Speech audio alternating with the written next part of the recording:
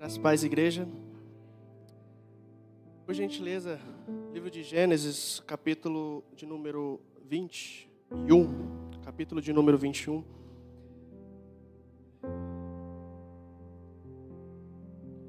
Já pedi desculpa para os irmãos, talvez eu passe um pouquinho do tempo.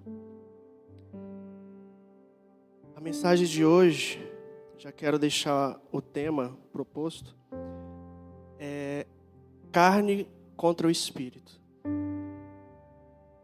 Eu já ministrei essa mensagem aqui no culto de jovens e Deus colocou no meu coração.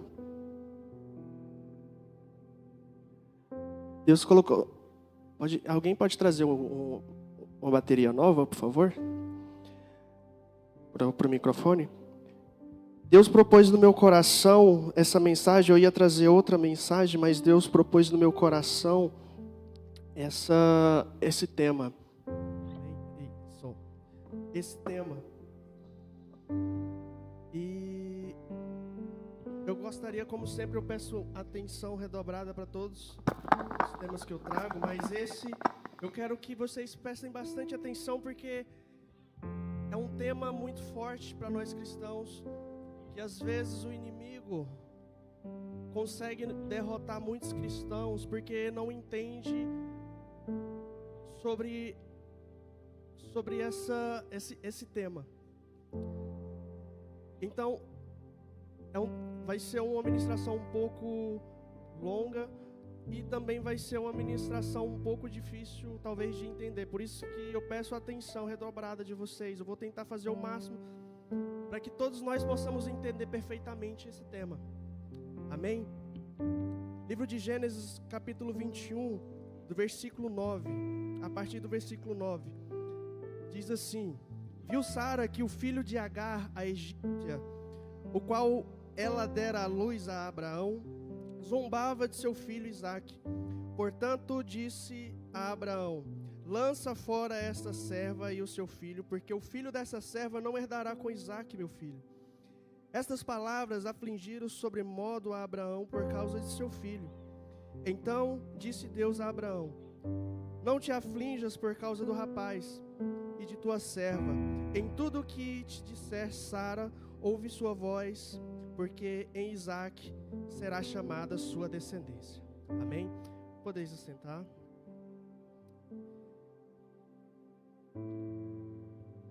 Amém.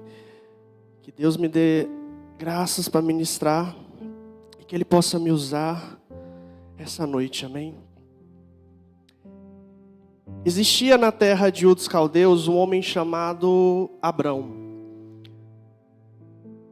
E certo dia, o Deus Criador, Deus dos céus e da terra, Ele aparece para esse homem e fala com esse homem, com Abrão, e entrega uma promessa para Abraão. Deus promete a ele uma descendência muito grande e para sua descendência uma terra prometida.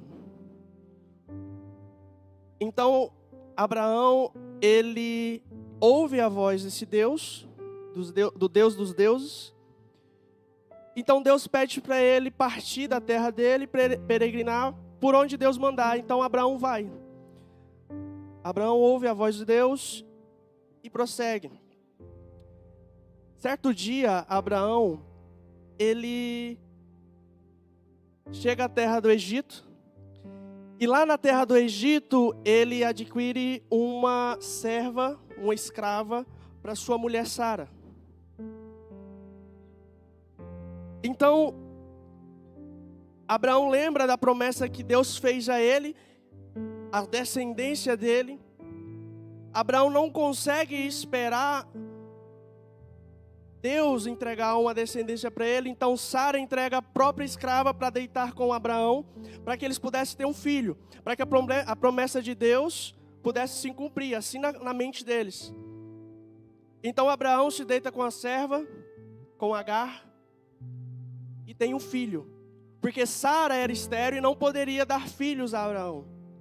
Por isso que Sara pede para Abraão se deitar com a serva.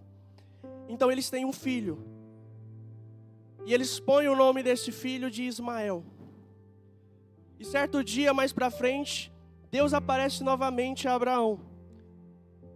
E Deus relembra a Abraão da promessa que ele tem feito a Abraão, que ele tem uma promessa com Abraão, que daria uma descendência muito grande, que da sua descendência receberia uma terra prometida e muitas bênçãos.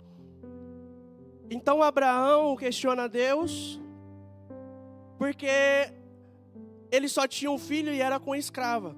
Ele fala: Senhor, eu não duvido que o Senhor vai me entregar o que o Senhor tem para me entregar. Só que tudo que o Senhor me der vai ficar para um escravo da minha casa. Porque o filho que eu tenho não é meu filho, é um filho de uma serva. Então ele é escravo na minha casa. Ele vai receber tudo, toda essa herança. E Deus relembra Abraão e fala que a promessa que ele tem com Abraão não é com Ismael. É como se Deus estivesse dizendo para Abraão: você não consegue esperar o meu tempo. E você buscou um caminho por fora. E agora você teve um filho que não é do seu casamento. Eu não tenho nada a ver com esse filho. Mas para provar que eu sou Deus, eu te darei um filho. E esse sim é o filho da promessa que eu tenho para você. Então, Abraão e Sara têm um filho. Deus dá um filho a Sara. E eles põem o nome de Isaac. Então Isaac, ele é o descendente da promessa. E através de Isaac, ele tem Esaú e Jacó. Esaú é o primogênito, mas ele vende a primogenitura a Jacó. Então Jacó passa a ter a primogenitura. A promessa cai agora sobre Jacó, porque Esaú vendeu esse direito. E de Jacó tem 12 filhos, e um desses filhos se chama Levi. E da descendência de Levi, mais para frente, vai surgir um homem que todo mundo conhece por nome de Moisés. E Deus levanta Moisés, como todo mundo sabe, para ser um libertador do povo do Egito, para libertar o povo de Deus do Egito. Mas Moisés também foi levantado por Deus como um legislador. E aqui começa a ministração. Deus entrega a Moisés uma lei, tanto para Moisés como para o povo. A lei é entregue para o povo para que o homem tenha conhecimento do que é o pecado. A lei foi entregue para o homem para que o homem tivesse discernimento e entendesse o que é o pecado. Então pode surgir a pergunta: então só há pecado onde há uma lei? Sim, só há pecado onde há uma lei. Porque o que é o pecado? O pecado, como nós conhecemos, traduzindo literalmente, significa errar o alvo. É descumprir uma ordenança direta de Deus. Então só há pecado quando há uma lei, uma ordenança de Deus. E a lei foi entregue aos homens para que os homens pudessem ter discernimento de qual era a vontade de Deus, o que é o certo e o que é o errado, para que futuramente os homens não pudessem dizer para Deus: Deus, eu só matei porque o Senhor nunca me disse que não era para matar. Eu só roubei porque o Senhor nunca me disse que era para roubar. Então a lei, ela veio para isso, para mostrar ao homem o que é o pecado. Então pode surgir a dúvida: Felipe, então antes da lei não existia pecado? Sim, existia o pecado. Vocês lembram lá no Jardim do Éden, quando Deus vira para Adão e fala: de todas as árvores dos jardins tu comerás, mas da árvore do conhecimento do bem e do mal, se você comer, certamente você morrerá. Isso aqui, essa é uma ordenança direta de Deus ao homem: não coma. Está aqui uma lei: não coma, porque se você comer, você vai morrer. Mas Felipe, o que tem a ver? Você está falando de pecado e agora está falando de morte. Lembra o que Paulo disse em Romanos? O salário do pecado é a morte. Então Deus, ele é tão bom que ele chega no homem e fala: olha, você nunca viu o que é o pecado, você não vai ter discernimento do que é o pecado, mas eu já vou te dar o final do pecado, a consequência do pecado. Eu já vou te mostrar o que vai acontecer se você me desobedecer. Se você comer dessa árvore, você certamente vai morrer. Paulo diz lá em Romanos que por um homem entrou o pecado no mundo. E através do pecado a morte passou a habitar no meio dos homens. Então quando Adão ele peca, ele dá liberdade ao pecado. E assim a morte por meio do pecado passa a habitar no meio dos homens. Quando Adão ele peca, é como se ele tivesse assinado um contrato com o pecado. É como se o pecado chegasse em Adão e falasse: olha, está aqui o meu banquete, todas as iguarias que eu tenho aqui na mesa, você pode usufruir se você quiser. Só que tem uma dívida a ser paga. Você tem que comprar isso aqui. Para você utilizar, você tem que pagar. E a dívida e o valor do pagamento é a morte. É a vida que você tem que entregar a mim. Então, quando o homem peca, desobedece a Deus, ele assina um contrato com o pecado. E agora, o pecado passa a habitar no meio dos homens, na carne do homem, como um DNA. Porque Paulo vai dizer que Adão ele pecou, e todos nós também pecamos. Todos nós pecamos e destituídos fomos da glória de Deus. Porque nós somos descendentes de Adão. Então é como se fosse um DNA que é passado de geração para geração. O pecado passa de um para o outro. Então todos estavam com pecado na carne. Felipe, então eu entendi que só há pecado na lei. Eu também entendi que Adão também tinha uma lei. Mas e depois de Adão? Porque essa lei só existia no Jardim do Éden. E depois? A Bíblia vai dizer que antes da lei entre o Jardim do Éden e a lei, existia também sim uma lei. Mas era só na consciência dos homens. Era Deus que colocava na consciência dos homens o que era certo e o que era errado. Vocês lembram quando você estava no mundo e não conhecia a graça de Deus? Você sabe que mentir para a sociedade não é um crime. Mas você sabia que aquilo era errado. Como que você sabe que mentir é errado se a sociedade não vê isso como um crime? Porque Deus colocava na sua consciência que isso é errado. Mas o pecado só existe quando tem uma lei direta. Então o pecado a Bíblia diz que é como se o pecado tivesse adormecido, tivesse dormindo. Então Deus entrega uma lei para os homens para eles conhecerem o pecado, para eles verem o que era o pecado. Porque todos estavam indo para o mesmo caminho. Porque eles tinham morrido. Estava todo mundo indo para o inferno, estava todo mundo morrendo. Então Deus mostra um caminho, uma solução. Ele entrega a lei. Olha, se vocês seguirem essa lei, vocês serão salvos. A lei foi entregue para mostrar o pecado e também uma solução para salvar o homem. Só que não existe um filho do homem na terra que consiga seguir essa lei. Ninguém conseguiria. E o pecado usou da lei para poder se reviver. Agora você tem conhecimento. A partir daí o homem tem o conhecimento do pecado. E agora, o homem está debaixo da tutela da lei. O homem está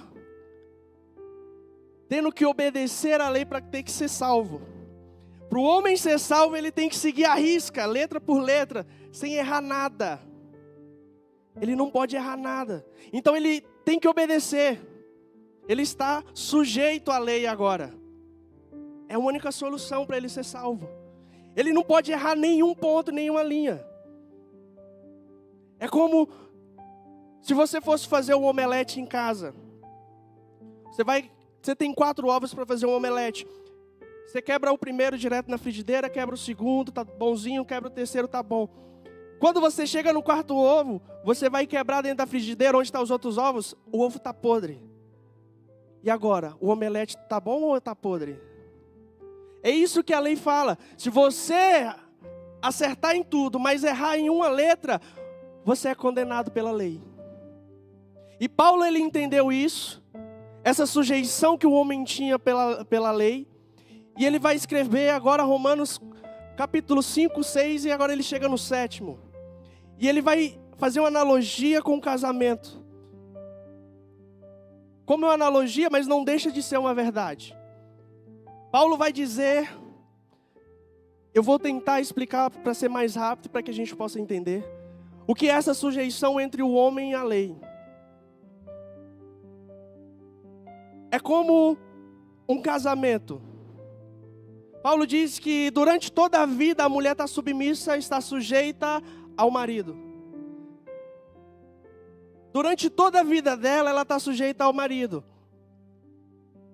E Paulo diz que se a mulher tiver um relacionamento com o segundo marido, sem que o primeiro tenha morrido, ela comete adultério espiritual, ela comete adultério conjugal. Mas se o primeiro marido vier a morrer, a mulher está livre para poder assumir um novo relacionamento com o segundo marido. Porque com a morte do primeiro marido, ela está livre do contrato, da aliança que ela tinha com o marido. Então, trazendo para a analogia de Paulo, é como se nós fôssemos a esposa e a lei fosse o marido. Nós estávamos sujeitos à lei. Só que nós abrimos um segundo relacionamento com o pecado.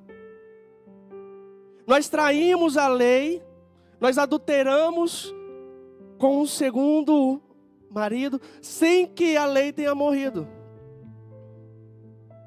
Então a lei agora, ela dita, agora o pecado dita o que nós temos que fazer. Porque nós assinamos um contrato com ele de servo e escravo. Agora nós somos escravos do pecado. E tudo que o pecado fala para o homem fazer, o homem tem que obedecer, porque ele é escravo do pecado. Se a lei dizia para não fazer tal coisa, o pecado dizia o contrário. Só que como o homem tem um contrato com o pecado, ele tem que obedecer ao pecado. Então o homem se afundava mais e mais. Porque o pecado mandava fazer tudo contra a lei. E o homem tinha que obedecer. Então estava todo mundo condenado. Todos pecaram e destituídos foram da glória de Deus. Não tinha salvação.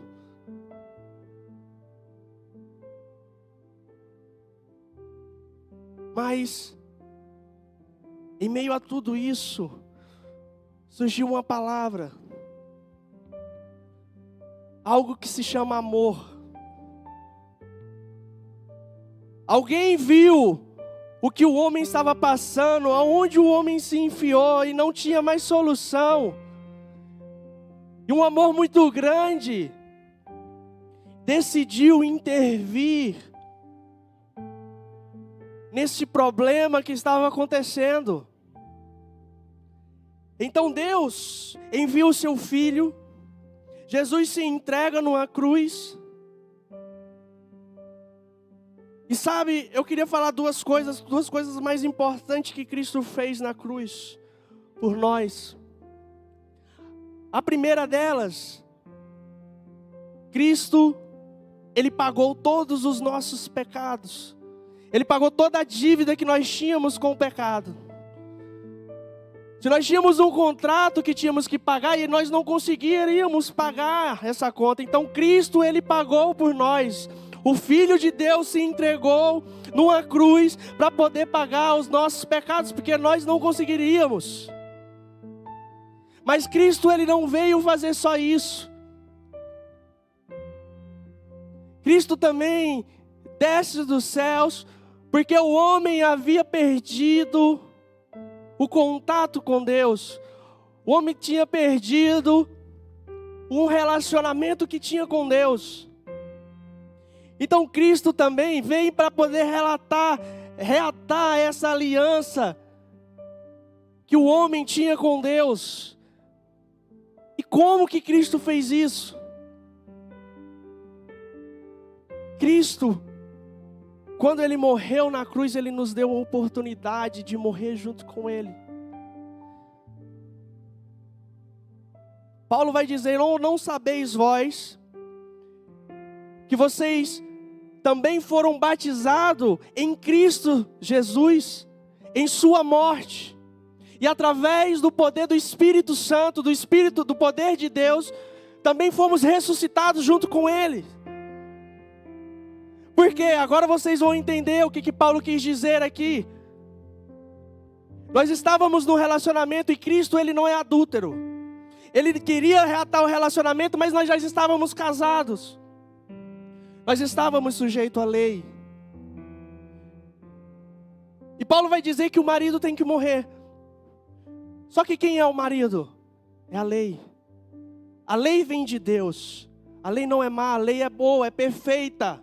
A lei não morre porque ela é perfeita, vem de Deus. Mas nós somos uma esposa cruel, má, que todo dia traía o marido.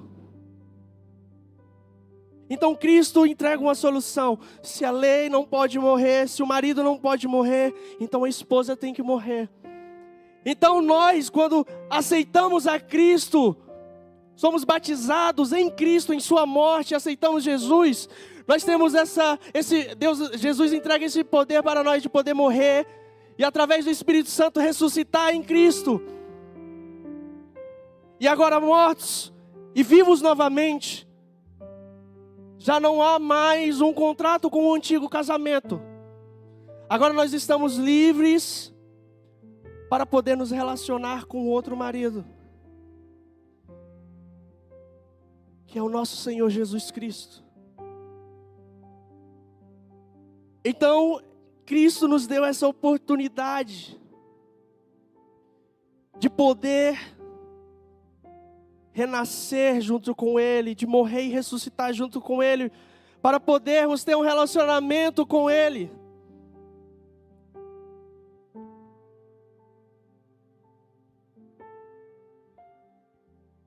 Até aqui, para nós não nos perdermos.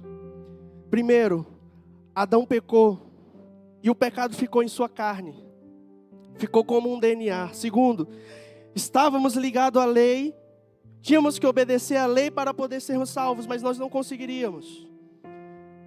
Terceiro, o homem tinha um contrato com o pecado e uma dívida, e a dívida era a morte. Quarto, Jesus pagou a dívida do nosso pecado e nos fez ressuscitar com Ele para estarmos livres tanto da lei quanto do pecado.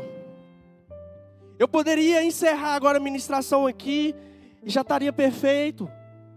Vocês já teriam entendido que agora nós somos um novo homem, estamos num novo relacionamento. O pecado já não tem mais poder sobre nossas vidas. Nós não precisamos mais obedecer ao pecado, porque Cristo nos deu a oportunidade de dizer não ao pecado agora.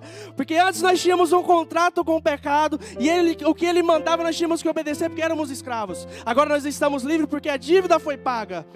Agora nós estamos livres da lei porque nós morremos e ressuscitamos. Estamos agora no novo relacionamento com Cristo.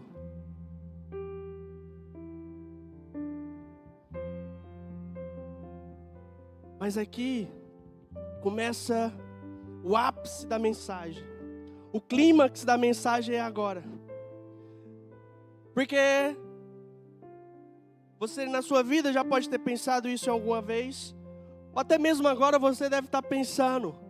Mas Felipe, já que quem aceita Cristo, quem é batizado em Cristo, em sua morte, ter uma nova vida, estar livre do pecado, sim. Então, Felipe, eu não sou cristão, eu ainda não aceitei a Cristo verdadeiramente. Porque se Cristo me libertou do pecado, eu ainda sinto vontade de pecar. Às vezes o pecado vem e eu ainda tento lutar, batalhar. Eu digo não, mas quando eu vou ver eu já estou pecando. O que eu quero fazer, eu não faço, mas o que eu não quero, quando eu vejo eu já estou fazendo. Não é assim que Paulo diz? Maldito homem que sou, quem me livrará desse corpo, dessa morte? Mas o que eu tenho para dizer para você é que isso só demonstra que você é um cristão. Isso só demonstra que você encontrou a Cristo. Que Cristo te encontrou e você disse sim para Ele. E por quê? Porque antes você vivia para o pecado. O homem, ele é formado de 3 partes: corpo, alma e espírito. A alma do homem é o que faz ele sentir as coisas, ter sensações, é o que ele faz ele agir, ter sentimentos. É na alma do homem. Só que quando Adão ele peca, ele morre. O espírito do homem morre. E o pecado passa a habitar na carne do homem. A alma do homem decide inclinar para as coisas da carne ou para as coisas do espírito. Só que o espírito estava morto. Então, obrigatoriamente, ele tinha que obedecer às coisas do pecado, às coisas da carne. Mas quando Jesus, Ele nos dá essa oportunidade de reviver novamente, o que Cristo faz? Ele revive o espírito do homem. E a partir de agora o Espírito de Deus passa a habitar no homem novamente, no espírito do homem. E agora começa uma guerra dentro do homem. Por quê? Porque agora existe a carne com o pecado e o Espírito de Deus dentro do homem, militando entre si. Paulo vai dizer lá em Gálatas 5 que é a carne lutando contra o Espírito e o Espírito lutando contra a carne. E por quê? Paulo vai dizer, e eu vou explicar de uma forma para que nós possamos entender. É como se nós estivéssemos num relacionamento com o pecado, com a carne, e nós frutificamos filhos com o pecado, com a carne.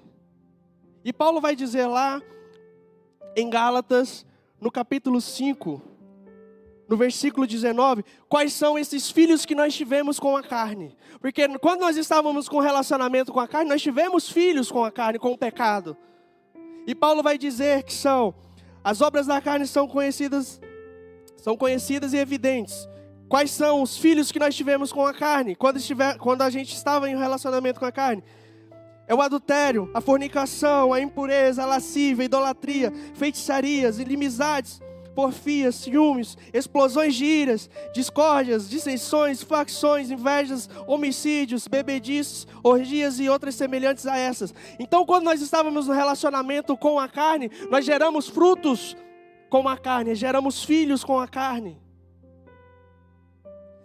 E depois que nós começamos a nos relacionar com Cristo, nós frutificamos para o Espírito. Nós também frutificamos e tivemos filhos com o Espírito. E a Bíblia vai dizer que é o fruto do Espírito, então é um filho.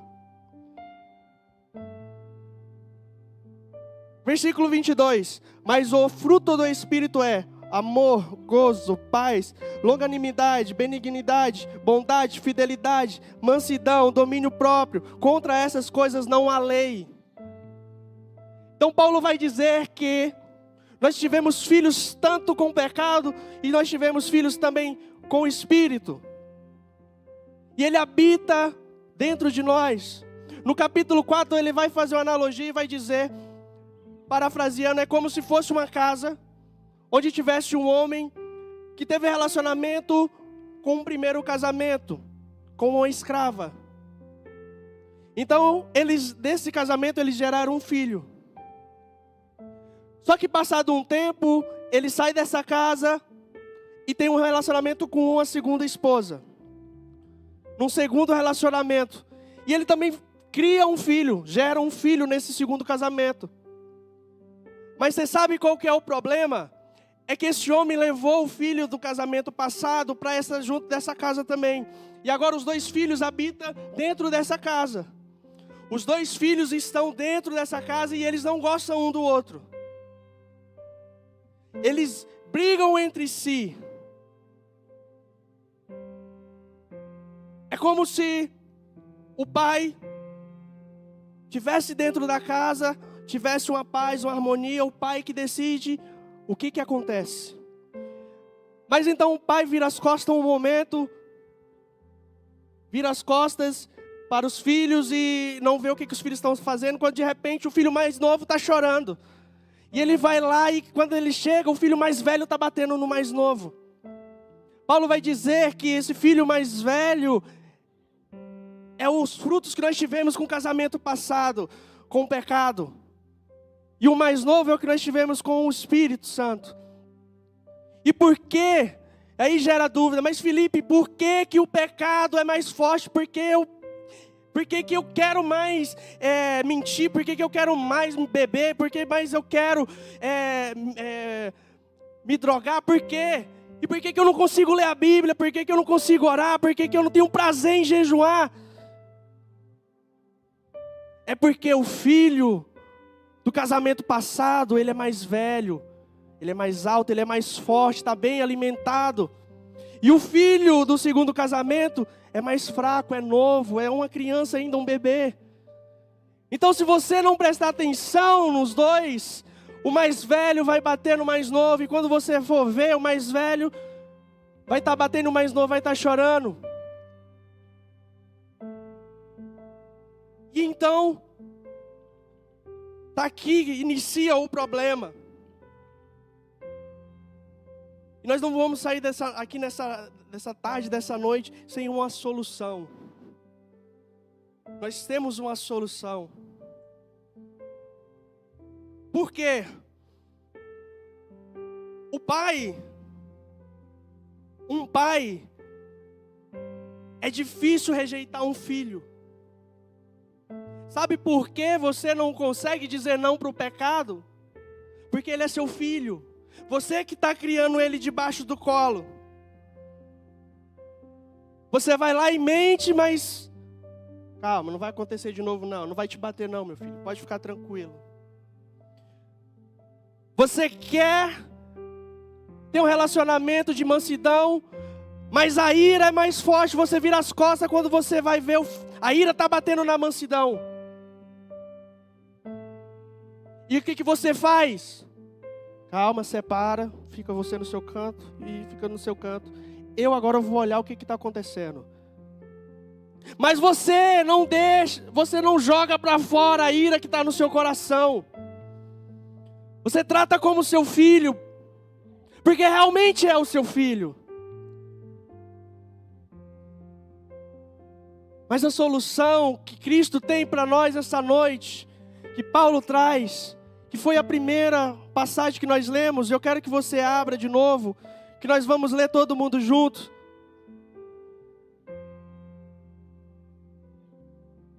Se você quiser ficar de pé, eu já vou encerrar. Quer uma solução para o seu problema? De não conseguir se livrar da pornografia? De não conseguir se livrar da mentira? De não conseguir se livrar da ira? Da falsidade, do adultério? Quer se livrar dessa ira que você tem com seus filhos, com seus pais, com a sua esposa, com seu marido, que você não consegue nem olhar na cara do seu familiar? Sabe por quê que ainda existe isso dentro do seu coração, mesmo você bater no peito dizendo, eu sou cristão? Às vezes a gente até fala, eu sou cristão, mas eu sou falho, é por isso que eu peco. Quer uma solução? Está aqui, ó, Gênesis 21. capítulo 21, versículo 10. Sabe o que o Espírito está falando para você? Portanto, diz a Abraão, aqui em Abraão você coloca o seu nome.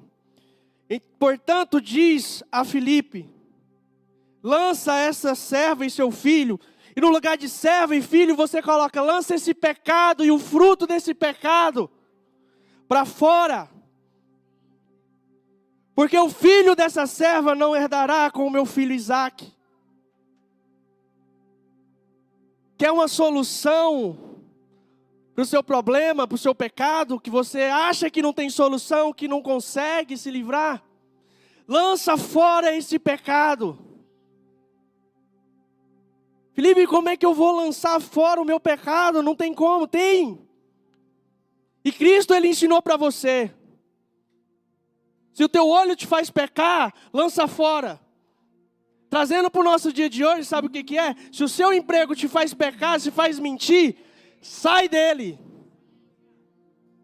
É melhor você ir para o céu pobre e sem dinheiro, ou no emprego que te paga menos, do que você ir para o inferno e não ter mais nenhum emprego que você está querendo guardar. Sabe por que você não consegue se livrar da pornografia? Porque você não jogou fora ainda o seu Instagram, você não jogou fora ainda o acesso à internet, nos seus momentos livres e sozinhos. Você quer mexer no celular, mas você sabe que vai cair. Mas você ainda segura, porque é seu filho.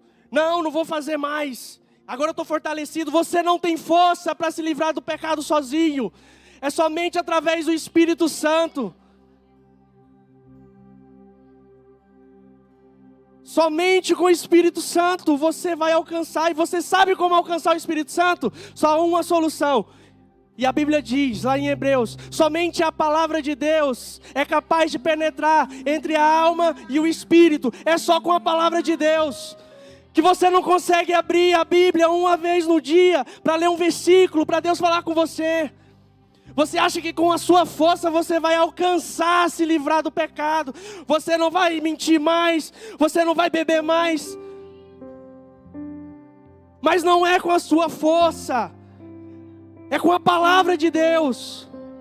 É com o joelho dobrado. É com jejum. É só ouvindo a voz de Deus que Ele vai te guiar. Quer se livrar do seu pecado? Lança fora esse filho que você trata como seu xodozinho, seu pecadozinho de estimação. Dá leitinho para ele, alimenta. Todo dia vai alimentando. Eu não caí, mas é só uma foto, é só uma mensagem, é só uma mentirinha. Você vai alimentando e ele só vai crescendo. Quando você for ver, ele está batendo no Filho do Espírito. E você não tem mais força. Se liberta. Eu sei que é difícil um pai lançar para fora um filho, mas lança para fora, porque ele não vai herdar na mesma casa, porque ele não é o filho da promessa. Se você quer alcançar a promessa de Deus, lança fora aquele que não é da promessa. Se entrega a Cristo verdadeiramente. Somente através do Espírito Santo que você vai alcançar a estatura do homem perfeito.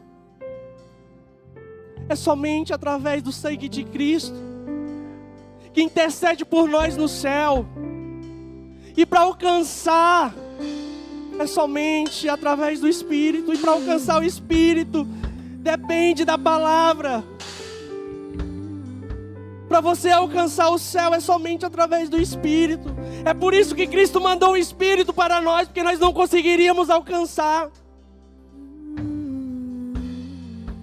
E é somente com a palavra que nós vamos alcançar o Espírito que habita dentro de nós. Está aqui a fórmula, eu te entreguei a fórmula. Para alcançar o Pai, é somente através do Espírito dEle. Porque Deus é Espírito, não foi isso que Cristo disse para a mulher samaritana? Que ia chegar um tempo que os verdadeiros adoradores iam adorar em espírito e em verdade. Então é somente no Espírito que você vai alcançar o trono de Deus. E a Bíblia também fala que para alcançar o Espírito é somente através da palavra. Então vamos ler mais a palavra. Vamos ler mais a Bíblia. Vamos orar mais. Porque não adianta você ler a Bíblia e querer ouvir a Deus se você não fala com Ele. Como é que você vai ouvir se você não fala com Ele? E Cristo diz que os humilhados serão exaltados. O jejum é para isso. É para você se humilhar perante a Deus, falando: eu quebro o meu eu, as minhas vontades para chegar perto de Ti. Então, você tem que jejuar também, porque não adianta ler a palavra, não adianta falar com Deus, se às vezes o seu coração está duro. Então jejum é para amolecer e rasgar o seu coração de cima a baixo. É Deus rasgando o seu coração de cima a baixo, como foi rasgado o véu, para você ter acesso, para contemplar a plenitude da presença de Deus. Dessas três coisas, é para você entender que não é só ler a Bíblia, que não é só orar, mas são essas três. Então, se você quer se livrar, se você realmente é um cristão que quer se livrar desse filho que não é do casamento com Cristo, leitura da palavra, oração e jejum, os três andam juntos. A pastora me falou uma vez, eu achei engraçado, mas é verdade: jejum sem oração é o que, pastora? Jejum sem oração é dieta, não adianta nada. Leitura da palavra também sem oração não é nada. Como que você vai ouvir a Deus se você não conversa com Ele? Então as três andam junto, amém? Eu não vou chamar ninguém para frente. Cada um conhece seu coração. Cada um sabe o filho que tem que jogar para fora. Eu sei dos meus. Não é porque eu estou aqui em cima pregando que eu sou perfeito. A batalha espiritual é diária. É de glória em glória, você vai se livrando do pecado. Mas você tem que querer. E do seu lugar mesmo, curva a sua cabeça, feche os seus olhos e medite agora na presença daquele que é o Todo-Poderoso, que tem o poder de matar e tem o poder de ressuscitar. Aquele que se você se entregou, está aqui nessa noite. Aquele que morreu, deu a oportunidade de você morrer, e também ressuscitou e também te deu a oportunidade de ressuscitar. Ele está aqui nessa noite falando: lança fora aquilo que não me agrada, lança fora aquilo que não me aproxima de Ti, aquilo que você buscou por conta própria, aquele filho que você gerou por conta própria, lança fora. Eu estou aqui para te dar uma força, eu estou aqui para te levantar, eu estou aqui para te mostrar o caminho. É só você, Deus, é só o Senhor, Pai, o Espírito Santo que nos envolve, Deus, e nos entregue, ó Deus, um renovo, ó Pai, para que o Senhor possa nos dar forças para batalhar, ó Pai, para que possamos alcançar, ó Pai, o caminho a Ti, Deus, em nome de Jesus. Então enche-me de Ti, até que não haja mais espaço, pois quando estou em Tua presença, o meu viver é transformado. Então liberta-me de mim, eu quero ser a Sua casa. Se você estiver aqui, eu sei, eu venço o pecado. Então enche-me de Ti, até que não haja mais espaço, pois quando estou em Tua presença, o meu viver é transformado.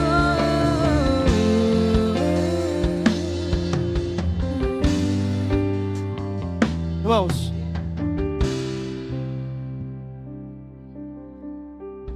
eu quero falar com você que o Espírito Santo está tocando no seu coração. E há 2 pedidos essa noite. Eu não conheço o coração de vocês, eu não conheço nem o meu coração perfeitamente. Mas você sabe que há algo incomodando o seu coração. E eu não podia sair daqui sem fazer esse apelo, sem dar essa oportunidade de confessar. Cristo disse que se vocês me confessarem perante os homens, eu confessarei a vocês perante ao Pai. O que eu quero de vocês essa noite é, se há alguém aqui nessa noite que está com o coração ardendo, que quer aceitar, que quer voltar aos caminhos do Senhor, Cristo está te chamando nessa noite. Se alguém quiser entrar nessa batalha, porque é uma batalha diária, irmão. Eu não vou falar para você que é fácil, eu não vou te vender algo que não é verdade. Mas é gratificante poder batalhar, sabendo que nós já vencemos. Então o que eu quero falar para vocês, se alguém aqui nessa noite que quer entregar a vida a Cristo, faz um sinalzinho assim com a mão. Faz um sinalzinho assim com a mão que alguém vai aí orar por você. Há alguém nessa noite que quer se reconciliar com Cristo. Enquanto você vai pensando aí, enquanto o Espírito vai tocando no seu coração, eu vou fazer a segunda pergunta. Daqueles que já alcançaram a Cristo, mas dentro do coração sabe que não tem forças para se livrar de um pecado, sabe que não tem forças para se livrar de algo que está te impedindo de alcançar a plenitude de Deus. Eu quero fazer um apelo para você. Eu quero que você receba uma oração dos pastores aqui na frente. Se você tem algo que você quer lançar fora, falar: Deus, eu não aguento mais ser quem eu sou. Eu não aguento mais esse pecado que está habitando dentro de mim. Pessoal, e não é vergonha, porque todo mundo que está aqui é pecador. Eu sou pecador, isso não é vergonhoso. Vergonhoso é você dentro de si deixar o pecado vencer e amanhã voltar novamente para fazer e falar: meu Deus, por que eu estou fazendo isso? Mas Deus vai te falar amanhã: lembra que ontem eu te chamei e você não foi? Você não veio na minha presença e agora? E agora já aconteceu. O que você quer que eu faça? Cristo está te chamando agora para poder se reconciliar. Cristo está te chamando agora para te fortalecer. Não é para te chamar de pecador. Cristo não está aqui para te chamar de pecador. Cristo está aqui para te falar que você é um vencedor, que você já venceu o pecado, mas precisa batalhar. Vem aqui na frente quem quiser receber uma oração de fortalecimento, que quer se entregar aos braços de Cristo novamente. Aquele que não aguenta mais ficar num quarto fechado, trancado, pensando em besteira, até mesmo em morrer. Se você não aguenta mais estar na presença de um irmão e nem conseguir olhar na cara dele, sabe o que é isso? É o pecado dizendo para você que você pode, que você consegue, que a Bíblia te dá liberdade para fazer isso. Mas não acredite nessa voz. Ouça a voz que te diz que você consegue ser uma pessoa que consegue se libertar desse pecado. E essa voz que está dizendo no seu coração está aqui te chamando para você se libertar da vontade de beber, da vontade de mentir, Dá vontade de ir para uma festa pecaminosa. Dá vontade de se vestir como uma prostituta, como um prostituto. Está aqui aquele que quer te libertar, que quer te fortalecer. Essa é a última chamada de hoje. Se você quiser vir, venha. Ninguém vai te obrigar. O Espírito não vai te obrigar. Mas Ele tem algo para dizer nessa noite para você. Você é filho. Você é filha. Você alcançou a plenitude do que é ser filho. Você é filho de Deus, daquele que criou o céu, que criou a terra, que está aqui nessa noite, querendo te abraçar, querendo se entregar como um pai se entrega pelo filho. Você não merece, mas Ele está aqui mesmo assim. Ele está te abraçando, Ele está te abraçando nessa noite. Está dizendo que você consegue sim. Você consegue sair. Você consegue sair dessa vontade. Você consegue lançar fora esse filho. Esse filho que não é seu, não é do seu casamento com Cristo. Lança fora essa vontade, lança fora. Fala, Deus, mesmo que você não venha aqui na frente, irmão, diga: Deus, eu não aceito essa vontade, me dá força, Senhor. Me dá forças, ó Deus. Me dá forças para me livrar desse pecado, Pai. Me dá forças para lançar fora, ó Deus. Me dá forças, ó Pai, para me sair, ó Deus, desse caminho. E mostra-me, ó Pai. Mostra-me, Senhor, aquilo que o Senhor deseja para mim, ó Pai. Derrama, Senhor. Derrama, Pai, da tua glória, Deus, em nome de Jesus, ó Deus.